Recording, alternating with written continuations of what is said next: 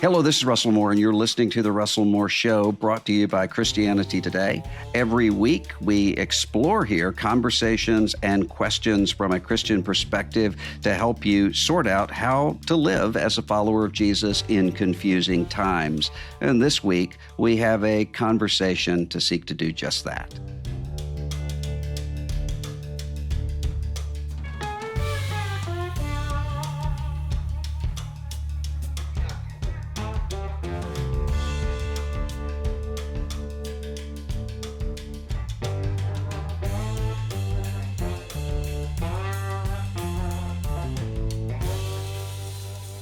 It's time for the books episode here on the show.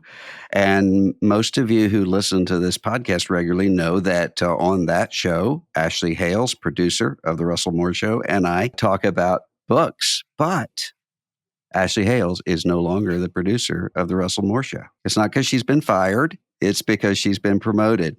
She is now the editorial director of the print magazine, Christianity Today, and everything that goes along with that. So I say that as a reminder for those of you who aren't members yet to sign up and become members, because we've just been talking about some really exciting things that are going to be coming in November, December, and into the new year, and you'll want to see that. So you can sign up with the link in the show notes. And Ashley Hales, though, is not gone from the books episodes and the questions episodes. She is still here. So Ashley, congrats on your new role.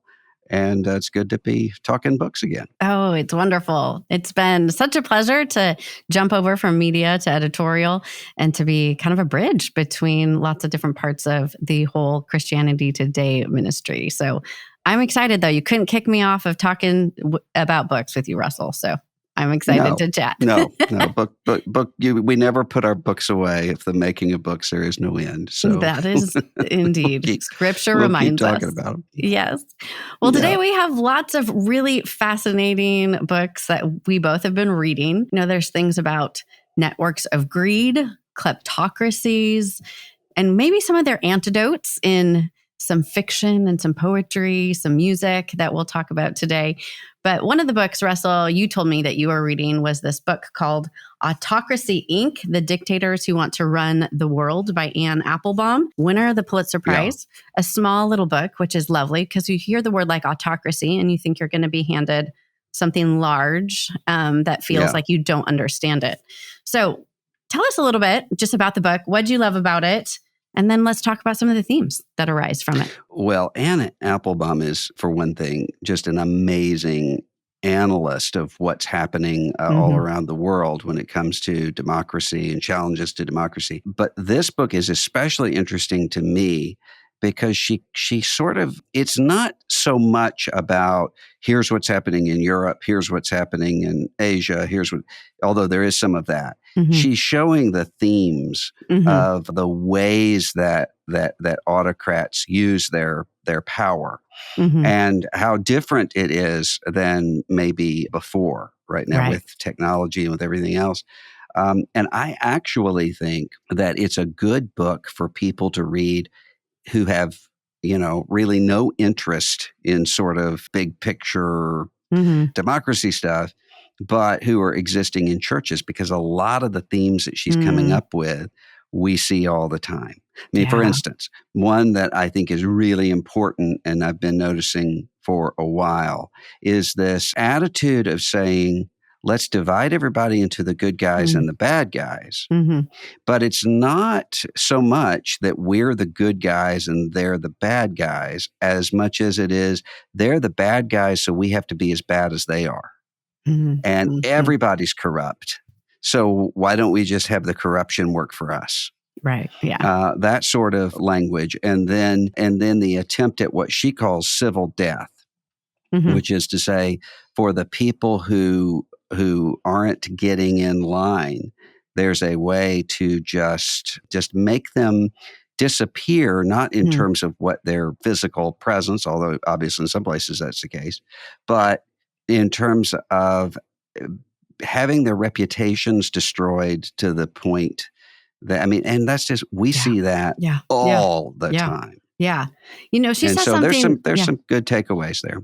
She says something interesting. She said, this isn't Cold War 2.0. And I thought that was a helpful way of thinking about it, because so many of us are used to thinking in kind of nation states sort of terminology. But this Autocracy Inc., right, is saying that there's actually all of these wider networks of autocratic, even subcultures in various nations that are working across national and political lines.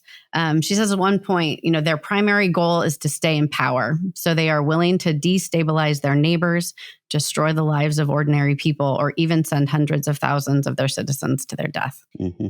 And there's a lot. There's a lot there to unpack about the way in which greed and power, kind of in this new world network, maybe, are driving forces that we can see in our own nation, and, as you said, in our own churches. Yeah, and I think that if you read this book and you see she gives Cold War examples often, but then talks about how that's different in this sort of moment. So if you think about, for instance, the difference between the Soviet Union and Russia right now, Soviet Union was at least purportedly about this ideology. Right.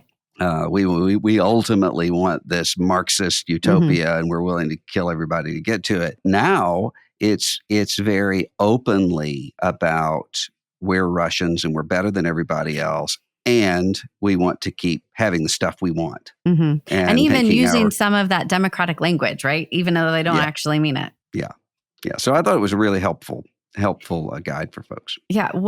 So someone picks us up and they're feeling like, oh my gosh, and now my whole worldview of how the world operates is exploded after having read something like this. What do we do next? Well, this is what I think is really important with this. And it's something that I tried to do in a very different context with my last book, which is to say, you can't fix the world. So there's not a program that says, do these 5 things and this will be done away with. Instead, she realizes the way that you get past this is by recognizing what's going on and refusing to be part of it. And so she gives examples of people who have refused to simply go along with the tide on this stuff.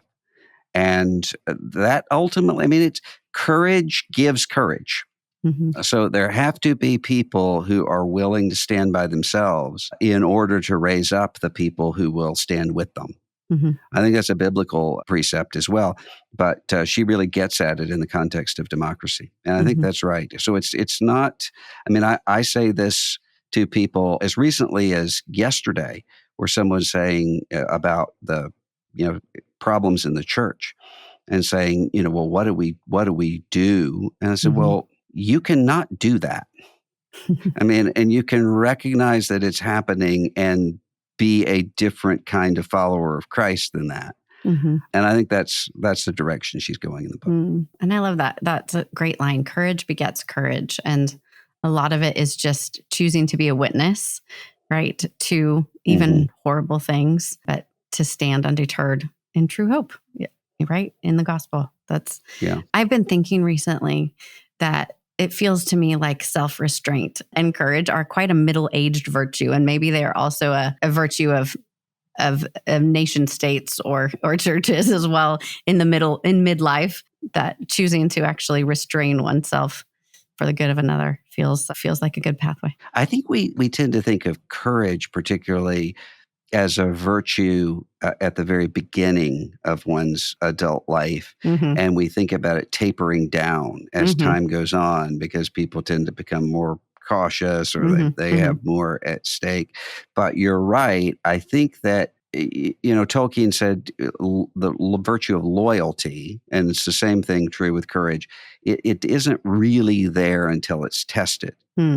And so there's a kind of courage that really is just energy.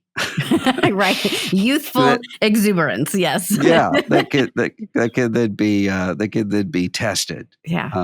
It's always good to throw a Tolkien quote on. What else? So you also came really excited to share about your newest novel called Enlightenment. So tell us a little bit about that. I think it's always good, right? As I think, as we've been talking about some of these big themes, autocracy, obviously, how do we actually operate in a world that feels out of our control, courage in small things, and sometimes even just reading like a novel as a way to imaginatively wake up or to get out in the world. And we're going to talk in a little bit about Wendell Berry's newest release, to actually see things, touch things, have a bit of poetry in our mouths is another way to think about how we move forward. So, but tell us about this book, Enlightenment, Russell. Well, this book is, we talk a lot about deconstruction these days. And, I think I can't even remember who said this, but it was a former Catholic who said, you can stop being a Roman Catholic, but you can't stop having been a Roman Catholic. And in many cases, you have people who are coming out of some kind of fundamentalism who have great difficulty letting go of the vibe of fundamentalism if they don't, even as they're getting rid of the actual thing. This is somebody who, it seems to me, I don't know much about the author, although I saw a little bit of an interview that she did on YouTube. But it seems to be somebody who was once in a very strict Calvinistic sort of Baptist church, because it's certainly, that's the setting here, is you have this church, and there are a lot of times where it veers into stereotype, kind of a Calvinist footloose sometimes. But it does kind of get you into the inside of people who are grappling with faith and with toxic systems. I mean, there's a young woman in this book who's really mistreated by the church and by her family, and she talks about when her father took out the belt to beat her once when she was a teenager, and she laughed at him. And she was no longer scared of him. She laughed at him. And he put the belt away. That was when she lost her faith. And you look at that and you say, well, this is somebody who obviously has conflated those two things together to where the losing of the one is the losing of the other. And also, it's the theme of this book kind of is providence. And so you've got this sort of Calvinist question about what's the relationship between providence of God and human responsibility. And you have a character who's moving away from that, or maybe never really was into that, but he's trying to find the same thing in the stars and in quantum physics and in those kinds of things, to grapple with that question, could things be otherwise? And there are a lot of themes in there, like, is there a sense of despair if you think my future is already written? And is there a kind of recklessness that goes with that, to look back and say, I've done these things, I've hurt these people, but it couldn't have been otherwise. Right. Yeah. It was all the way it was meant to be. So it's not a book that's going to come in and strengthen your Christian faith in any way, but it is going to give you sort of an insight into people who are in a category I think a lot of people are in, which is they wish they could believe. And they can't for various reasons. It gives you an inside view of that. Well, that sounds really fun. In our church book club, we are reading for October Jekyll and Hyde, which is fun. But I had suggested an ancient Scottish, well, it wasn't ancient, but it feels ancient because it's 1700s book called The Private Memoirs and Confessions of a Justified Sinner, which is that same sort of thing. Like if you take Calvinism into fatalism and then kill someone and then basically figure you are justified. But I think, those sorts of fictional and theological experiments do help us really wrestle with some of those bigger questions. And hopefully, as you're saying, listen well to folks who are struggling through those realities. I think, is there a sense in which in that book, Enlightenment, is that the telos? Is that the goal? Is this, sense of personal enlightenment, whether it's from a religious source or the stars, like this experiential sort of thing? Well, what it doesn't do is to give this, sometimes books like this will have kind of a reverse testimony, kind of, I saw the light in the other direction. And this enlightenment is going to lead to freedom and authenticity and all those things. This book doesn't do that. That's nice. It instead has this old church building that doesn't change.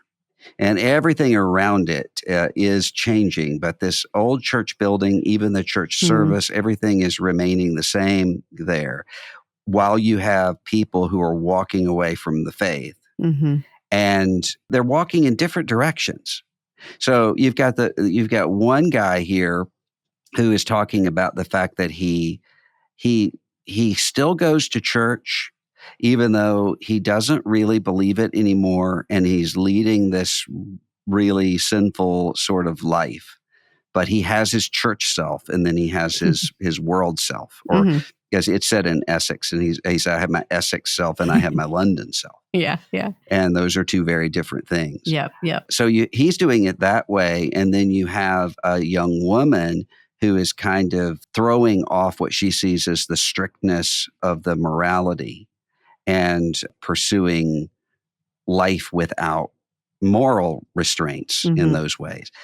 So they're deconstructing in very different ways, but they're all kind of still anchored in some way to that church. It sounds a little bit like the spokes on a bicycle, right? That, there's that solid church building right in the center, and they're all in some way coming back to it, or at least have to fashion their identities in relation to it, which sounds really, really fascinating. Well, we also have Wendell Berry, who just turned 90, and he came out with kind of a new collection of poems, some old, some new, called Another Day, Sabbath Poems in 2013 to 2023.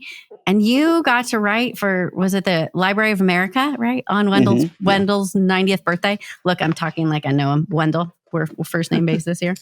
But we have lived with a lot of his fiction and poetry for as many years. So it does feel like we know him a little bit. What surprised you about picking up yet another copy of Wendell Berry's poems? It didn't surprise me, and that's why I liked it. Why you loved it.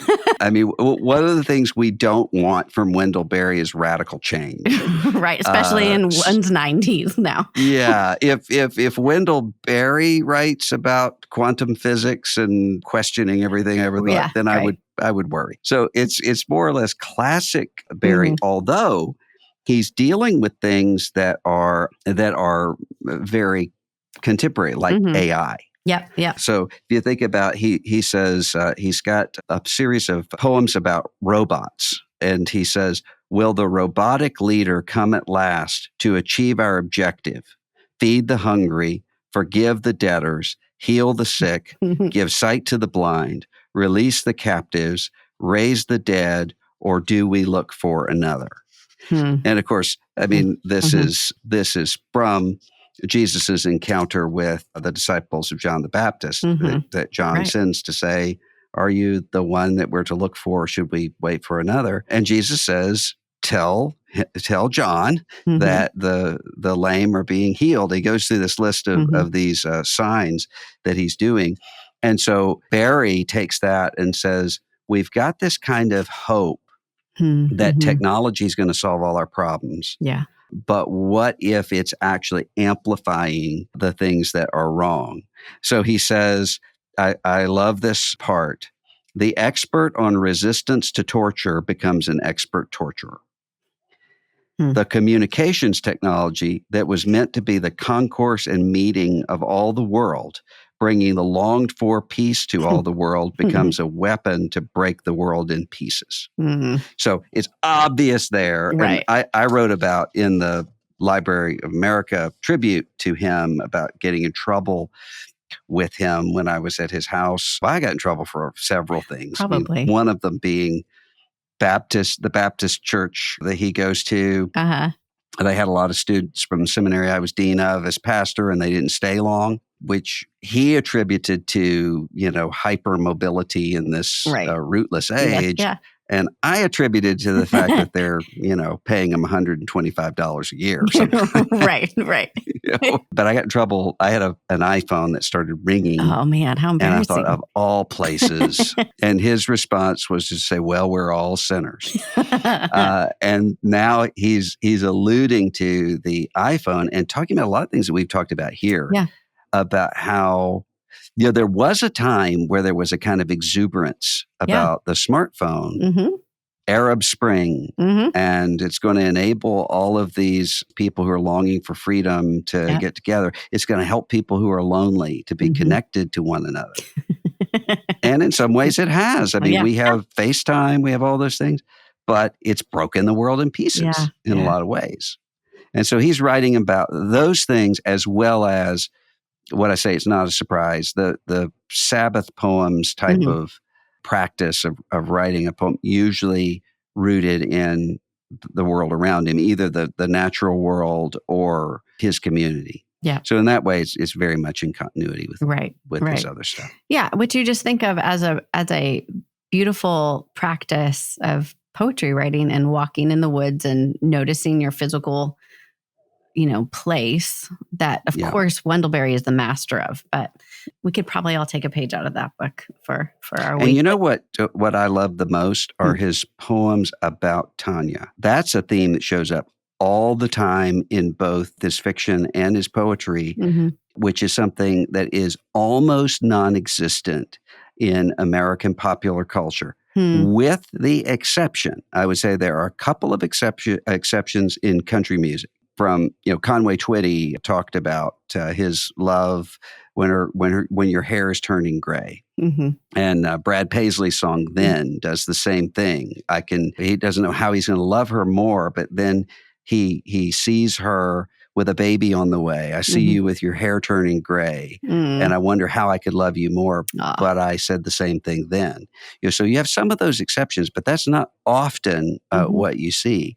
And he talks about this deepening of love that comes with covenant and commitment to one another, and having a shared memory and a shared story, which is so important. There's some people who don't have that for all kinds of reasons, but for those of us who do, to be ungrateful for that, or not even to pay attention to that, to take it for granted. Yeah. That's a shame. It is. That's a great reminder. And we need more. Yeah, we need more creative work in the world that shows the good of aging, I think, that and the wisdom that comes. You had a book, and I picked it up, that you told me you were reading, called Break, Blow, Burn, and Make, a Writer's Thought on Creation, about writing. And so I've read a couple of places in here about it, and I found one of them one section here really interesting that applies back to something we were talking about earlier, where this author says, talking about creating, I think it could apply to any kind of creating, but it says, unlike likability, popularity, familiarity with alcohol, intimate personal disclosures, public performance of virtue, a good reputation, an online presence, or industry connections, all of which in the end can be done without, courage is fundamental to art. And talks about the way that this sort of fear of what people are going to say about me, especially in kind of a day of online mobs, takes away creativity altogether. I think that is exactly right. Why did you pick up this book? Why did you like it? Well, I was reading another book on creativity for a book review I was writing, and it didn't quite scratch the itch. And so I was like, I need a new one. So I picked this up, and I know that there's been some CT coverage of it, I think, or there's going to be. And so one of the things is I picked it up, and this is the first sentence. And if people have a good first sentence, I'm sold. So this is unlike the decision to begin living, which is made for us and which we embark upon in total ignorance and terror, the decision to keep bees, to write, or to follow Christ is usually made with a vague and incomplete idea of what will be required a hive, a few notebooks and pens, or a hymnal and a church. And That's so she great. uses this idea of like beekeeping and the creative life and the Christian life. And I just feel like she's really worked her sentences so well to really distill thought. She seems like she's probably akin to a poet in a lot of ways. And so I kind of I needed a jolt. I think we can get tired of our own writing. We can get tired of reading the same sorts of types of writing. And so I picked her up because I was wanting a jolt, and that whole confluence of bees and faith and writing together, I was like, sold. You're making my brain work. And no, my husband has desired to keep bees. So we'll see if he does that. Far away from the house, one hopes. But yeah. And did it give you the jolt you were looking for? Yeah. I think at least it's got me thinking about some new pieces that I'm excited to write and to dig into. And, you get lots of creativity sorts of things about sitting in the chair and, writing it all out and then turning your editor brain back on. And I think there's just lots of ways to do it. And I think it helped kind of say, hey, yes, all those disciplines are necessary. But at the same time, Jane Austen would scribble her novels like in between people calling on her, as the ladies would come calling, whatever, for tea, And so I think we can use our margins to think well, or to write down that line of, a Berry poem that speaks to us and hold it in our pockets or put it on our bathroom mirror, and it still makes a difference. Well, you also had one called The Slow Road North, which I haven't read yet, but it looks really interesting because it's about how I found peace in an improbable country, which is about someone who, it sounds like, just from what I've read about the book, it sounds like she had gotten to this point of kind of burnout that you were talking about earlier, and she had to go away and reclaim peace. And where she went was Northern Ireland. Right, yeah, right. It's a history of violence. Yes. Tell us about that book. Yeah. Well, I didn't quite, when I want to read like some grief memoir, which this also would be considered, or I want to read like a very place-based book, like I want to just be totally enfolded in the prose and the place. And it didn't quite get there for me, but I was hopeful for that. I love reading like travel writing and things of like the Americans abroad. And so, but this woman, she lived most of her life in Brooklyn. Both her mother died, her husband died pretty young of cancer. And even though she had a community in New York City, she decided she needed to move. And so she had some experience with a poet outside of Belfast. So she kind of decides to up and pack her bags and to move to this teeny little village that doesn't even have a post office. And she doesn't really have a reliable mode of transport. But it is a bit about how does one live in a small space, and yet, like, for instance, her little country house that she's renting is huge, right, compared to her little Brooklyn apartment. But there's a sense in which the slow pace of a little village and people who stick around have begun that sort of healing process for her. So I'm not quite finished. We'll see if it grabs me towards the end a little bit more. But I love the idea of thinking about how our places potentially bring healing and thinking about those people who stay and what are their impacts. So though she's kind of a secular Jewish author, she wouldn't claim to know Jesus in any way.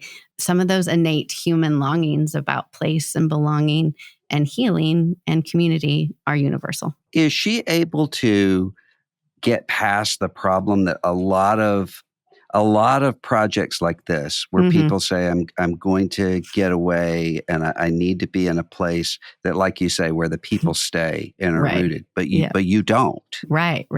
You're there for a little while. It's kind of like someone I was thinking of a while back had said, people who, I want to see what it's like to be poor in a third world country. So I'm going to go and live. You don't know what it's like to be poor in a third world country, even after that, because you're going back. Right. This is temporary. Does she escape that bind? I don't know yet.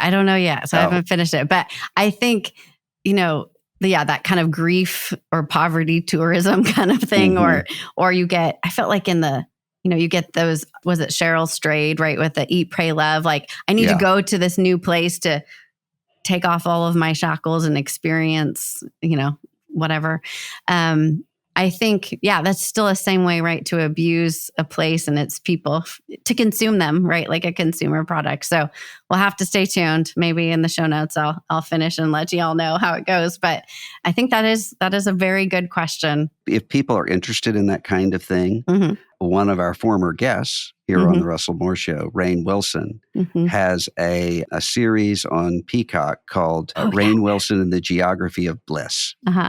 And what he does is he looks at the happiest places on earth by all of the, metrics, and goes to those places to say, what is it about it? Oh, I love it. That's fun. Brie and I watched the first episode, and it was in Iceland. Oh, cool. And here you have Iceland, this really happy place, where it's dark half the year. Right. And so freezing. he just he meets with people to say, why? What's up? That's fun. It's fascinating. That sounds like a really fun job. I would love to do that. But nonetheless, as we think about ways, as we think about how do we live in this world with courage and conviction? How do we stay a part of our place without consuming them? Or even in the Autocracy Inc., there's a sense in which it's placeless, right? There's all of these folks from different countries, and in some way, greed and power is the common currency rather than a particular location or even a way of government. Music can also be one of those things that helps root us, that gives us courage. And you had mentioned just a little bit ago about country music as a way that actually can valorize aging, or at least not make it, that we're not putting the elderly or old love under the rug. And so another book on your list, Russell, was Willie Whalen and the Boys: How Nashville Outsiders Changed Country Music Forever by Brian Fairbanks. And I have heard that it's I've just picked it up a little bit, but one, I would love for you to convince me that as someone who's not a country music fan, where should I start? And two, I know you picked this up because you love all of these artists, but how did this kind of fit in your own reading diet to maybe break up some of the perhaps more challenging books on your list? Well, I do love the Outlaws that this book is about. Our dog's name is Willie, after Willie Nelson, and his predecessor was named Whalen. May he rest in peace as of last year. And there was a really good, and I think actually better book on the outlaw movement a few years ago. I think it was called Outlaw or Outlaws, if I remember right. But this book is good too, and it's in a similar vein. And I think it has a lot of application to people, regardless of, what kind of music they like, or regardless of if they don't even like music, what kind of life they're living. And it's because of this.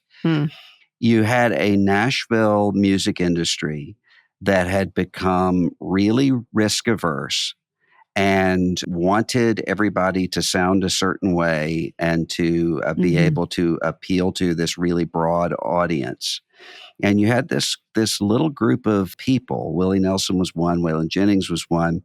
Chris Christopherson was one, who didn't fit into that. And they were sort of exiled from the Nashville establishment. And as the book points out, still are to some degree, because Johnny Cash, who kind of halfway fits into this movement, he has a star here in Nashville, and so does Chris Christopherson, but Willie and Waylon do not.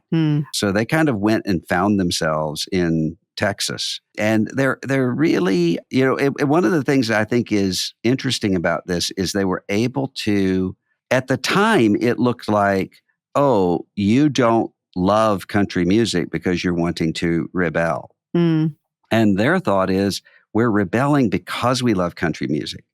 And we really think that they weren't trying to go and do something with discontinuity. They were trying to tie back into what made country music great in the first place. And they were able to do that. And so it talks about this. And there's a section on, I love Johnny Cash. Johnny Cash's picture is behind me, his mugshot on the wall. It talks about Johnny Cash when he was going through his time of grappling with faith, Mm-hmm. and about how the industry would say to him. He did a 3-album set that's arranged thematically: love, God, murder. God did not sell very well, and murder did. And Surprise, so, surprise. the industry leaders are like, you need to do more, More in the murder. murder vein and less of the God vein. And he wanted to do all of it. So, yeah, I think there's a lot of takeaways from that. When I was looking up this book, there's something in the Wall Street Journal, and they say that, many of these men's peak period solo albums were timeless, free of the music row polish that has doomed nearly everyone before or since to the dollar bin, which I think really speaks to a lot of what you're saying. Because of their love for country music, they were able to be more creative, think outside the box. Yeah. And there's a section in here that I found really poignant. Yeah, where Waylon Jennings is talking about at the end of his life, kind of looking back on, because there was a lot of competition, rivalry, turf wars and all that went on even among these outlaws. I mean, even the 4 who were the highwaymen, you had a lot of those tensions. Political tensions. Waylon Jennings, really, really, really right wing. Willie Nelson, really, really, really left wing. And they're trying to exist with one another. And he says at the end of his life, I wish that I hadn't wasted so much time on all of that. And I wish that I had realized that there's room enough for all of us and not to get consumed in that sort of thing. I mean, it doesn't matter. You don't have to be on a tour bus to have that kind of a situation. And it was just really, I think, a poignant moment of looking back on life, what matters and what doesn't. The Hamilton line about Aaron Burr says at the end of the musical that, that he realizes there's room for him in Hamilton at the end of his life, and that he had thought that there wasn't. And so fighting had ensued. Yeah. You have a little bit in this book about something we talked about earlier in this, which is regret and providence. Because particularly with Waylon Jennings, he was supposed to be on the plane that killed Buddy Holly and everybody with him.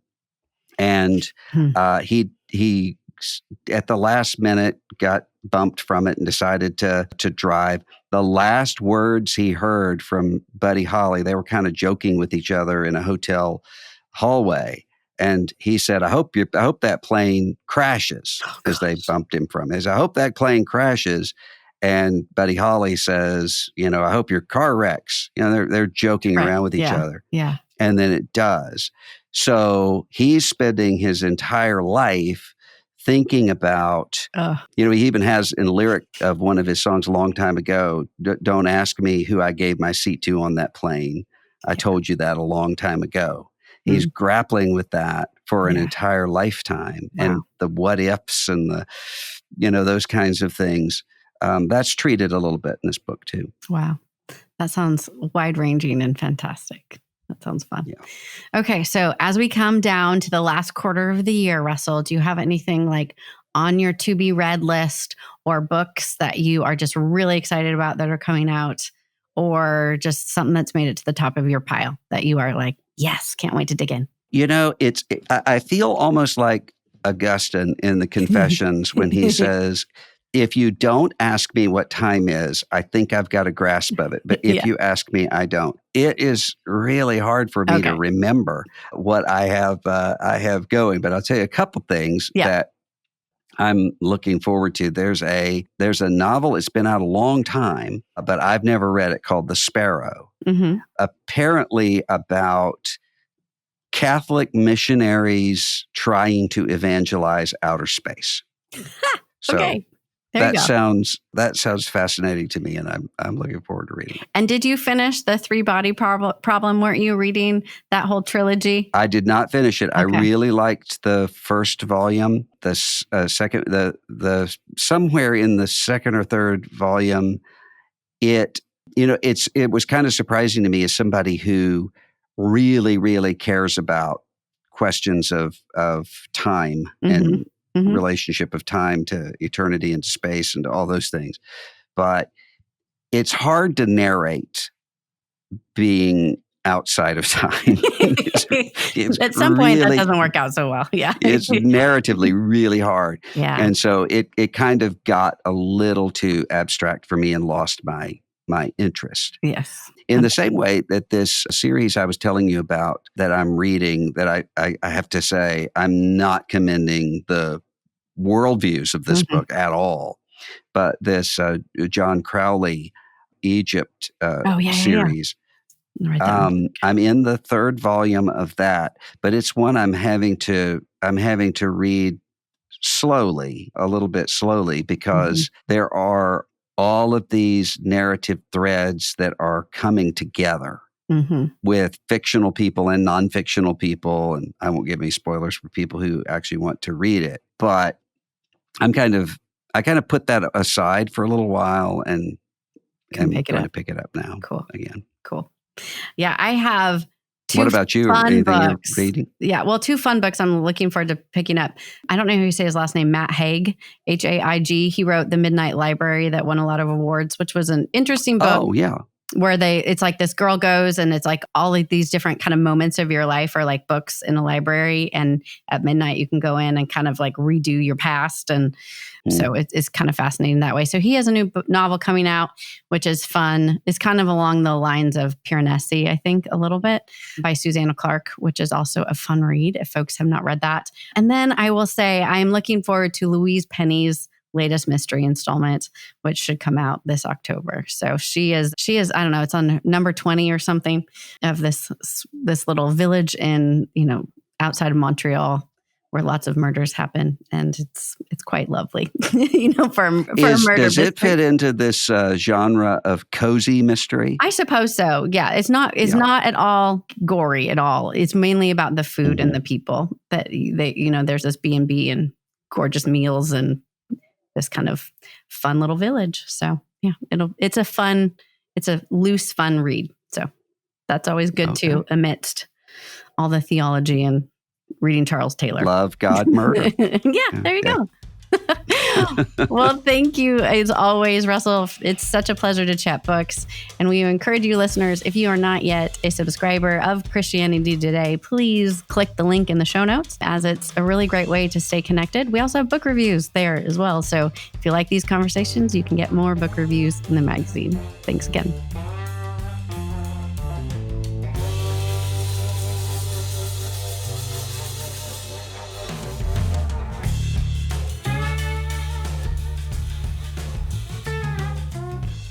If you enjoy The Russell Moore Show, take a second to share this episode with a friend or leave a rating and review wherever you get your podcasts. The Russell Moore Show is a production of Christianity Today. Executive producers are Eric Petrick, Russell Moore, and Mike Cosper. Host is Russell Moore. Producer, Will Dawson. Associate producers, Abby Perry and Mackenzie Hill. Director of Operations for CT Media is Matt Stevens. Audio engineering provided by Dan Phelps. Video producer is Abby Egan, and the theme song for The Russell Moore Show is Dusty Delta Day by Lennon Hutton.